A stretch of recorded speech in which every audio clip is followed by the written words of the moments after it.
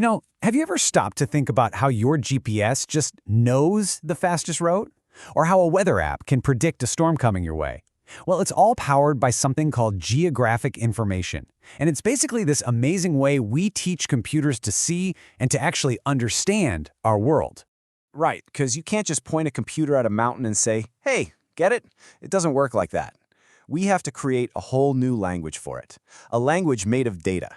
So the real question, the one we're going to dig into, is how in the world do we build that language from scratch? So it all kicks off with this really fundamental shift in how we think. It's not just about asking, what is this thing anymore? We have to start asking the two questions that are really at the heart of all geography. First, where is it? And then, even more importantly, why is it there?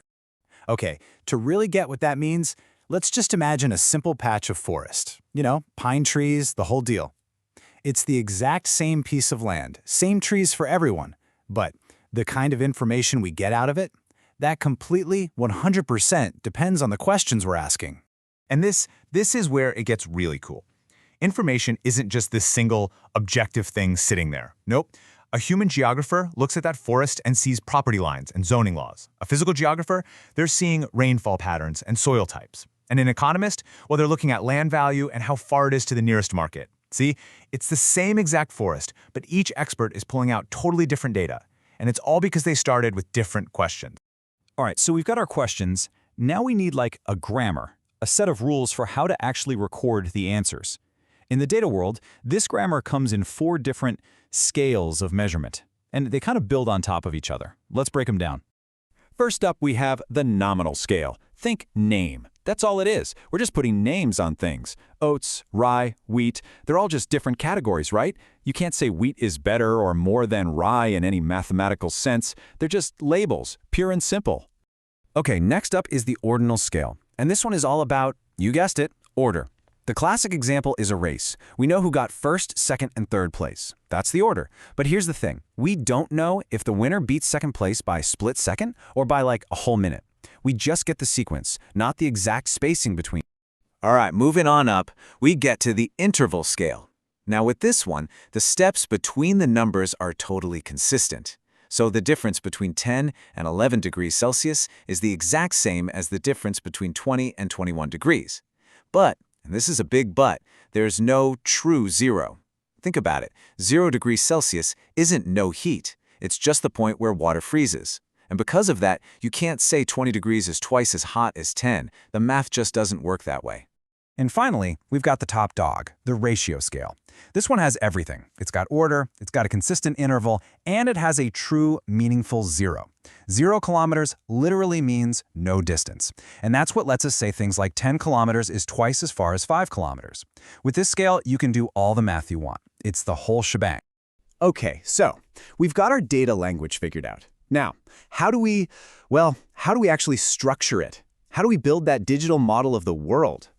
When you boil it all down, there are really 2 main ways to do it. And this visual just nails it. This captures the 2 big ideas perfectly. Over on the left, you've got a satellite photo. It's a snapshot of reality, right? All its messy, continuous, glorious detail. Then on the right, you've got a map. That's our simplified, conceptual model of that same reality, all neat with clear boundaries and labels. So that photo on the left, that's what we call raster data. The best way to think about it is like a photograph or any digital image. It's just a grid of pixels, and every single pixel in that grid has a value. This approach is absolutely perfect for things that are continuous, things that exist everywhere across the surface, like temperature or elevation, or, well, a satellite image. Now, that map on the right, that's vector data. And instead of a grid of pixels, it uses points, lines, and polygons to represent specific, discrete objects. We're talking about things that have clear boundaries that we define, like property lines, roads, or the outlines of buildings. It's not reality itself, it's our neat and tidy interpretation of reality. Okay, so we've got our data types, we've got a structure to put it in, we're all set to go, right? Well, not quite. Because raw data, all by itself, is actually completely and utterly meaningless. It's missing a secret ingredient, something absolutely crucial. Just look at these numbers for a second. I mean, they look pretty official, don't they? Super precise, but what are they? Are they coordinates? Are they some kind of measurement? Financial data? Who knows? Without any context, they're just numbers on a screen. Yeah, without more info, these numbers are nothing more than digital noise. We have absolutely no clue what they represent or where on Earth they might be pointing. They are, for all intents and purposes, completely useless.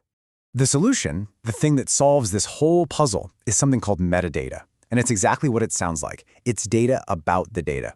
Think of it like the instruction manual or the key to a secret code.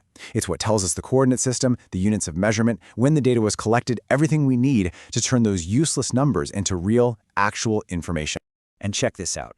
It turns out that both of these sets of coordinates, they point to the exact same spot in Sweden.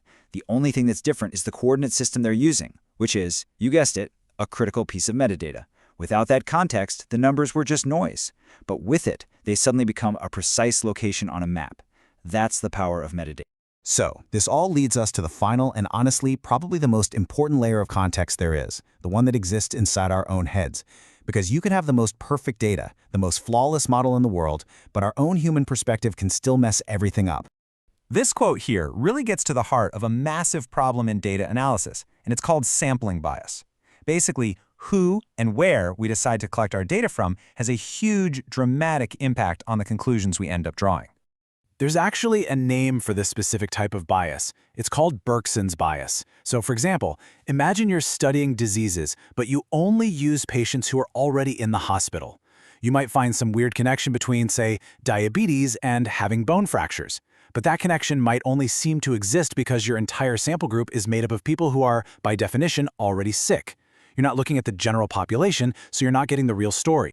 And that's the real takeaway here. Building this kind of geographic information isn't just a technical problem to be solved with code and computers. It's a human challenge.